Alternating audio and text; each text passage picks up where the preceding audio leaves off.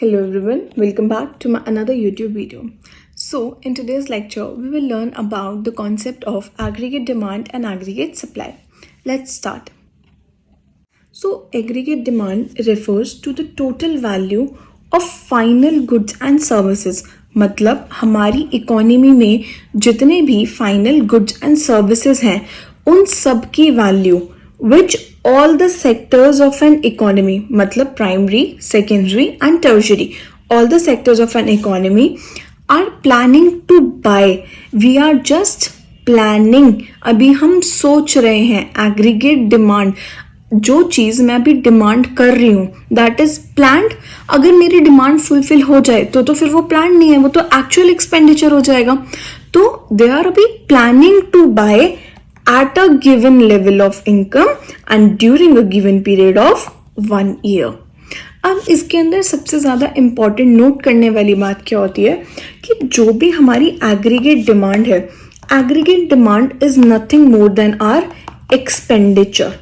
अब अगर एग्जाम्पल लेते हैं, लेट्स से मैं बोलूँ कि मेरी डिमांड है कि मेरे को एक पेन चाहिए. अब अभी वो मेरी डिमांड है. अगर मैं उस पेन को लेने जाती हूँ तो उस पेन को खरीदने के लिए मैं कोई खर्चा करूँगी, एक्सपेंडिचर इंकर करूँगी, right. So that is my planned expenditure. अभी मैं सोच रही हूँ, अभी मैं उस पेन की डिमांड कर रही हूँ लेकिन एक्चुअली में लेकर नहीं आई. जिस दिन एक्चुअली में ले आऊंगी तो क्या वो मेरी डिमांड बचेगी? नहीं, वो तो फुलफिल हो गई. तो इसलिए ये चीज हम ध्यान रखते हैं कि एग्रीगेट डिमांड एक प्लान्ड एक्सपेंडिचर है, एक्चुअल एक्सपेंडिचर नहीं है. अब इसके अंदर नेक्स्ट बात आती है कि एग्रीगेट डिमांड करता कौन है. डिमांड की बात कौन कर रहा है, कौन डिमांड कर रहा है सामान की? तो इकोनॉमी में 4 जने हैं जो एग्रीगेट डिमांड करते हैं. कौन कौन? सबसे पहले आते हैं हाउस होल्ड्स, मतलब आपकी तरह और हमारी तरह घर में रहने वाले लोग जो गुड्स एंड सर्विसेज की डिमांड करते हैं. किस लिए डिमांड करते हैं? फॉर कंजम्पशन पर्पस, कि अगर मेरे को पेन चाहिए तो मेरे को पेन यूज करने के लिए चाहिए, राइट. तो कौन डिमांड करता है? सबसे पहले हाउस होल्ड डिमांड करते हैं. और किस लिए डिमांड करते हैं? कंजम्पशन पर्पस के लिए डिमांड करते हैं. देन कौन डिमांड करता है? बिजनेस फर्म्स या फिर बिजनेस फर्म्स. और वो क्यों डिमांड करते हैं? इन्वेस्टमेंट करने के लिए डिमांड करते हैं कि बिजनेस पैसा मांगते हैं, सामान मांगते हैं. किस लिए? ताकि वो फर्दर इन्वेस्ट कर सके. देन और कौन डिमांड करता है? हमारी गवर्नमेंट डिमांड करती है. गवर्नमेंट क्यों डिमांड करती है? ताकि वो सब्सिडीज प्रोवाइड कर सके. जैसे राशन शॉप्स हैं, वहां पर वो अनाज प्रोवाइड करवाती है एट अ लोअर रेट. तो उनके पास वो सामान कहाँ से आया? वो भी तो फार्मर से परचेज कर रही है. तो अल्टीमेटली गवर्नमेंट भी डिमांड करती है ताकि वो लोगों तक सामान पहुंचा सके, लोगों तक सर्विसेज पहुंचा सके. And last but not the least, that is net exports. Net exports का मतलब है एक्सपोर्ट्स माइनस इंपोर्ट्स. अगर हम लोग डिमांड करते हैं तो क्या हम सिर्फ हमारी इकोनॉमी के गुड्स को डिमांड करते हैं? नो, हम बाहर की इकोनॉमी के गुड्स की भी तो डिमांड करते हैं.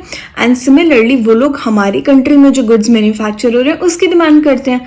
तो कुछ गुड्स एंड सर्विसेज हम बाहर से मंगवाते हैं एंड कुछ गुड्स एंड सर्विसेज हम बाहर देते हैं. तो वो भी तो हमारी डिमांड का पार्ट है.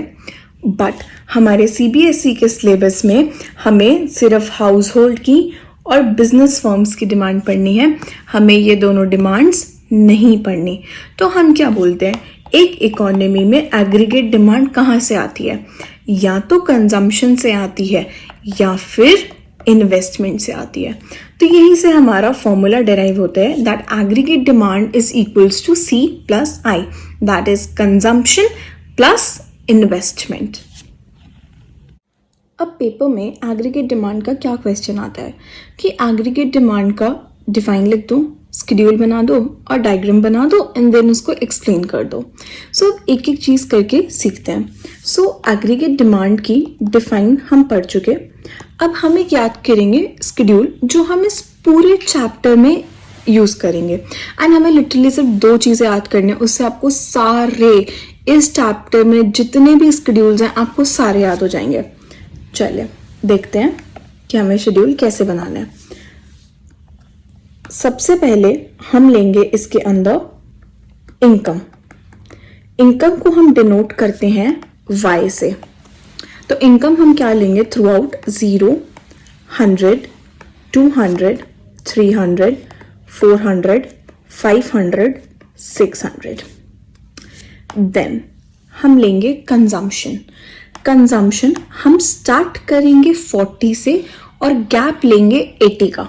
सो 40 एंड देन इसके अंदर गैप लेंगे अगर हम 80 का, तो ये कितना हो गया, 40 प्लस 80 दैट इज 120। फिर से हम लेंगे 80 का गैप, तो ये कितना हो गया, 200, then 280, then 360, then 440 and then 520। तो हमने क्या चीजें याद रखी कि हमें इनकम स्टार्ट करनी है 0 से 600 तक, देन कंजम्पशन हमें 40 से स्टार्ट करके 80 के गैप पे लेनी है, एंड देन हम बात करेंगे आई, इन्वेस्टमेंट। इस पूरे चैप्टर में हम इन्वेस्टमेंट को कांस्टेंट मानेंगे और हमारी इन्वेस्टमेंट हर लेवल पे कितनी है, 20। बस इसके अलावा हमें और कुछ भी याद नहीं करना, हम सारे शेड्यूल्स खुद ड्रॉ करेंगे।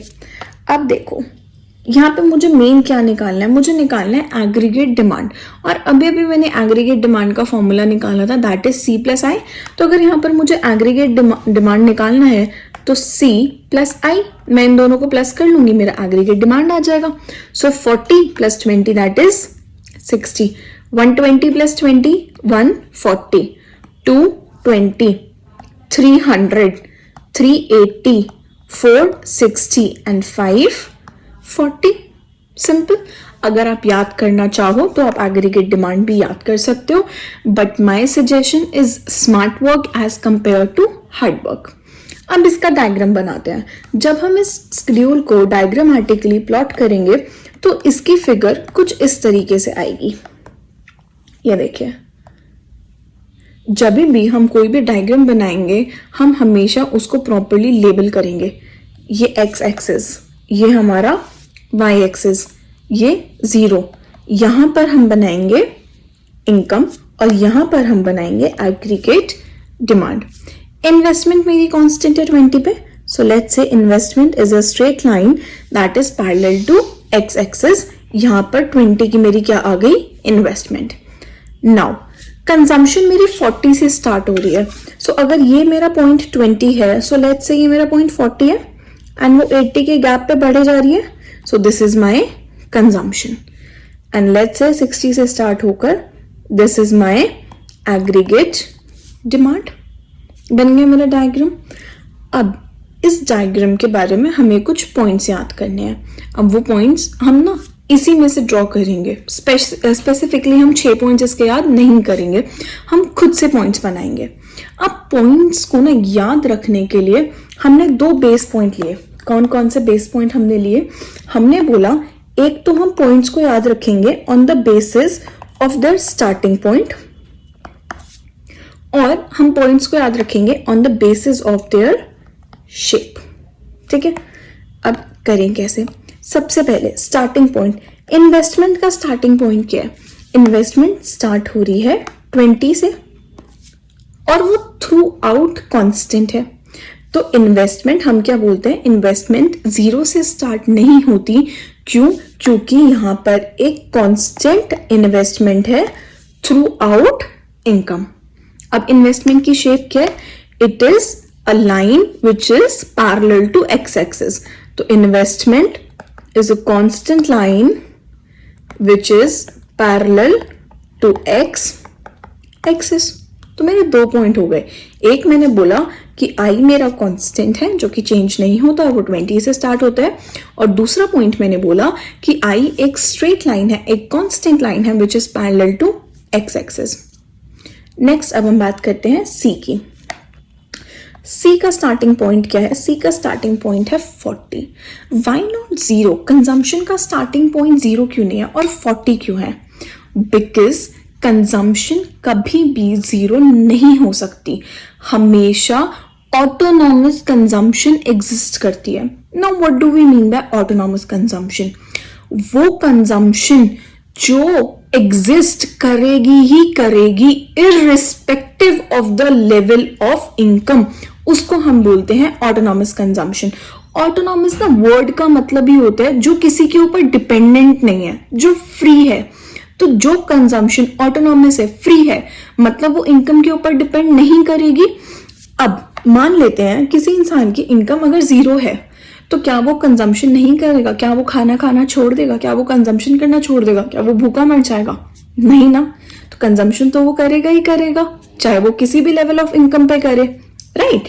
तो कंजम्पशन हमेशा 40 से स्टार्ट होती है because of existence of autonomous consumption. Now next, consumption की शेप क्या है? Consumption is an upward sloping straight line. ये मुझे यहां पर दिख रहा है एक लाइन जो ऊपर जा रही है.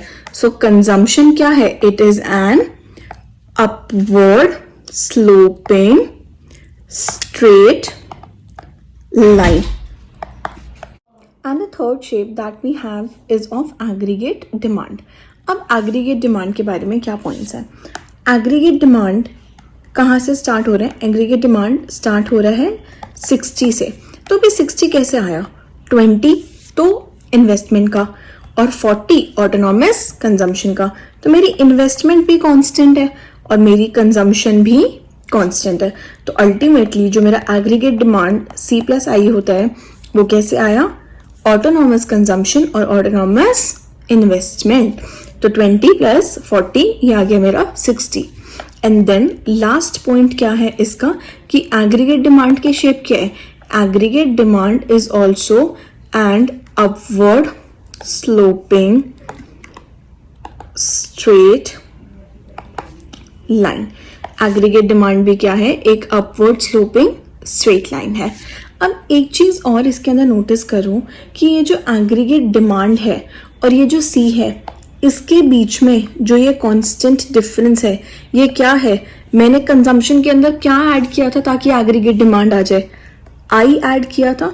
तो इनके बीच में जो ये डिफरेंस है, दिस इज एक्चुअली इन्वेस्टमेंट, क्योंकि कंजम्पशन में जब मैं I ऐड करूंगी तभी तो मेरा एग्रीगेट डिमांड आएगा. तो हमने एग्रीगेट डिमांड के बारे में क्या क्या बोला कि सबसे पहले हमने डिफाइन पढ़ी कि एग्रीगेट डिमांड क्या है? It refers to the total value of final goods and services जो सारे सेक्टर एक इकोनॉमी के प्लान कर रहे हैं खरीदने के लिए eight there given level and in one accounting period. फिर हमने क्या बोला कि जो एग्रीगेट डिमांड है वो हमारा प्लान्ड एक्सपेंडिचर होता है, एक्चुअल एक्सपेंडिचर नहीं होता. देन हमने बात करी कि एग्रीगेट डिमांड करता कौन कौन है? एग्रीगेट डिमांड है मतलब एक पूरी इकोनॉमी की डिमांड है, हम एक मैक्रो लेवल पे डील कर रहे हैं. तो वो डिमांड कौन कौन करता है? हाउस होल्ड्स करते हैं कंजम्पशन पर्पस के लिए, बिजनेस फर्म करती हैं इन्वेस्टमेंट के लिए, गवर्नमेंट करती है एंड नेट एक्सपोर्ट्स. तो हमें जो हमारा सिलेबस है उसके अंदर हमें बस ये दो चीजें पढ़नी है, मतलब aggregate demand is equals to C plus I, मतलब कंजम्पशन और इन्वेस्टमेंट. अब अगर पेपर में क्वेश्चन आता है तो हम क्या क्या लिख कर आएंगे इसके अंदर? सबसे पहले हम एग्रीगेट डिमांड की डिफाइन लिख कर आएंगे, देन हम उसका शेड्यूल बनाएंगे, देन डायग्राम बनाएंगे एंड देन जो मैंने 6 पॉइंट्स की एक्सप्लेनेशन बताई है हम वो लिख कर आएंगे. तब जाके हमारा एक एग्रीगेट डिमांड का आंसर कंप्लीट होगा. डिफाइन हमने पढ़ ली. मूविंग ऑन, हमने फिर बात करी शेड्यूल की. यही सेम शेड्यूल सारी जगह चलेगा कि मेरी इनकम स्टार्ट होगी 0 से 600 तक, कंजम्पशन 40 से स्टार्ट होके 80 का गैप और इन्वेस्टमेंट मेरी कांस्टेंट है 20. फॉर्मूला हमने करा था एग्रीगेट डिमांड का C प्लस आई, उससे मेरा ये एग्रीगेट डिमांड निकल गया. देन अब दो तरीके हैं, आप क्या कर सकते हो? आप या तो ये जो पॉइंट्स है इनको डायग्रामेटिकली प्लॉट करो. दूसरा ऑप्शन, आप डायग्राम की शेप याद रखो कि इन्वेस्टमेंट एक स्ट्रेट लाइन है, कंजम्पशन एक अपवर्ड स्लोपिंग स्ट्रेट लाइन है और एग्रीगेट डिमांड भी एक अपवर्ड स्लोपिंग स्ट्रेट लाइन है. I would suggest the second way कि आप शेप याद करो, क्योंकि कई बार जब आप प्लॉट करते हो तो उसके अंदर शेप गलत होने के चांसेस हो सकते हैं. सेकेंडली, बहुत टाइम कंज्यूमिंग है जब आप प्रॉपरली उसको प्लॉट करते हो, और हमारे पास बोर्ड के पेपर में इतना टाइम नहीं होता. मूविंग फॉरवर्ड, फिर हमने इसके पॉइंट्स कैसे याद रखे. हमने दो तरीके से पॉइंट याद करे. एक हमने इसका स्टार्टिंग पॉइंट देखा और एक हमने इसकी शेप देखी कि इन्वेस्टमेंट 20 से स्टार्ट हो रहा है, कांस्टेंट है थ्रू आउट, तो एक पैरेलल लाइन है एक्स एक्सिस के.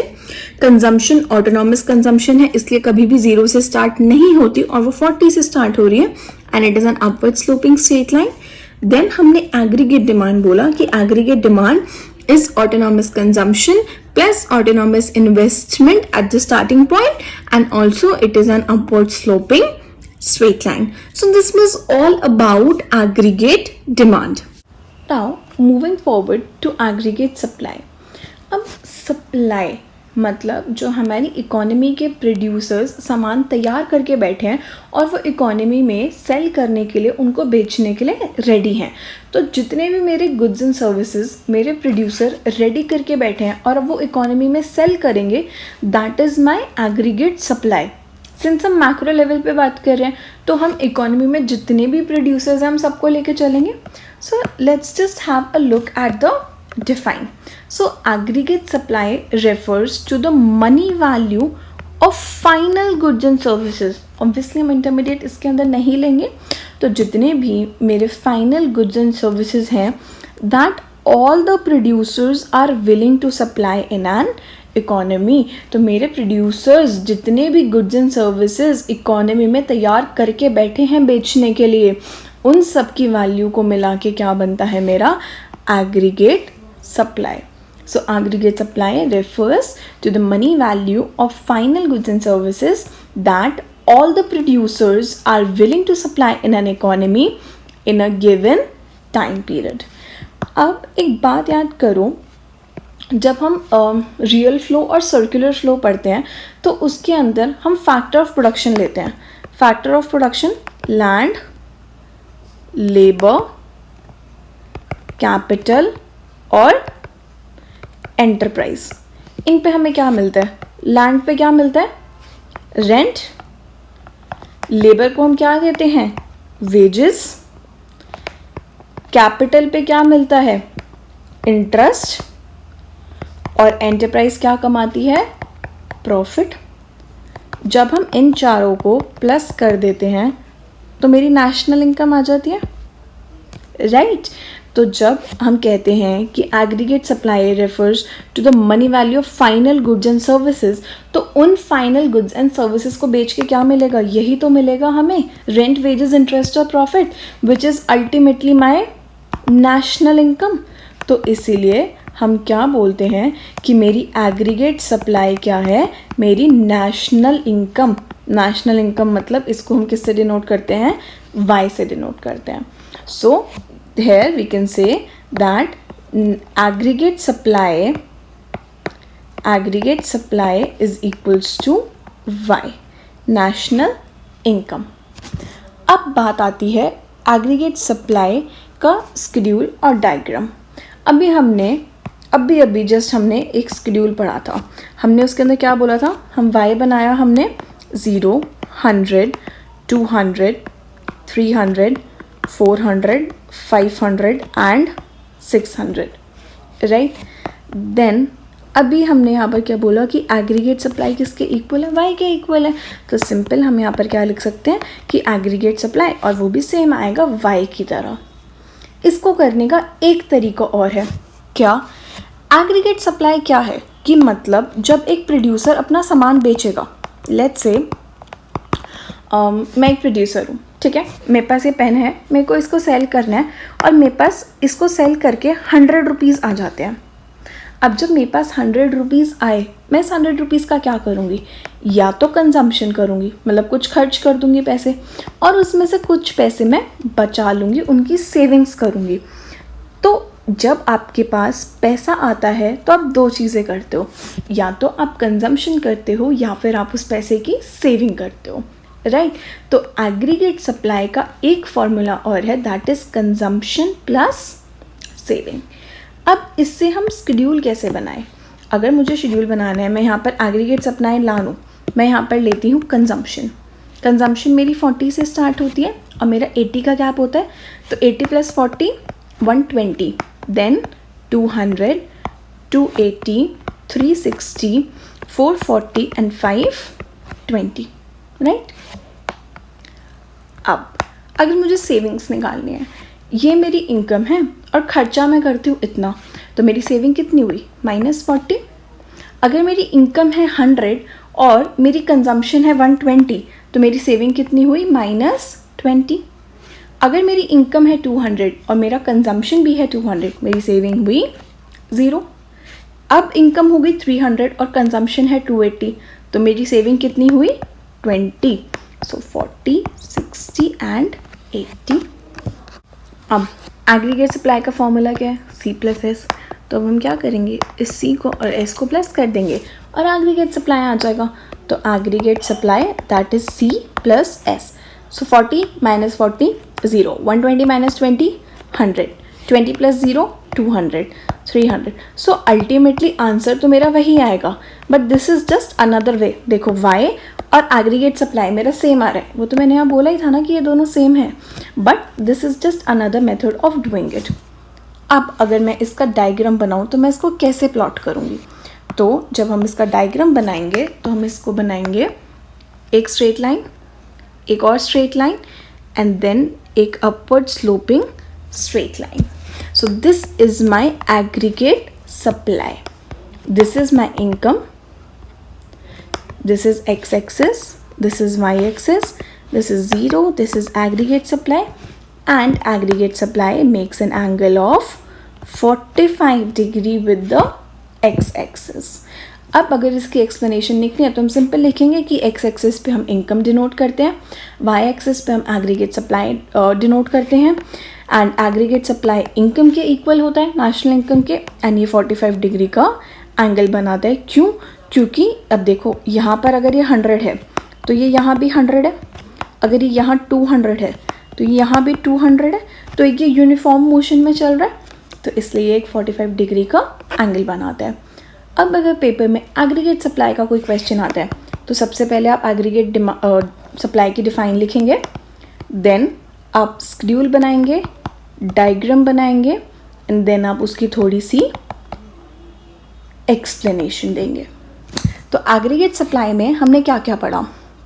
सबसे पहले हमने एग्रीगेट सप्लाई की डिफाइन पढ़ी कि it is the money value of final goods and services that all the producers are willing to supply in an economy at a given time period. फिर हमने क्या बोला कि एग्रीगेट सप्लाई मेरी national income के equal होती है। उसके बाद हमने एक और फॉर्मूला बोला कि एग्रीगेट सप्लाई C+S भी होता है। हमने उसका शेड्यूल बनाया कि हमने पहले इनकम बनाया, कंजम्पशन बनाया। सेविंग हमने कैसे निकाला? सेविंग हमने निकाला इनकम माइनस कंजम्पशन से, एंड देन एग्रीगेट सप्लाई का हमने फॉर्मूला निकाल के एग्रीगेट सप्लाई निकाला। फिर हमने देखा कि aggregate supply is equals to Y only. फिर हमने उसका डायग्राम बनाया, एक simple aggregate supply is an upward sloping straight line, that's it.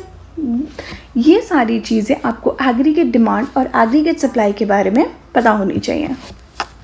Thank you so much for watching the video. I hope you liked it. Still, if you have any doubt in any of the topic, do let me know in the comment box. Do subscribe to my channel. Thank you.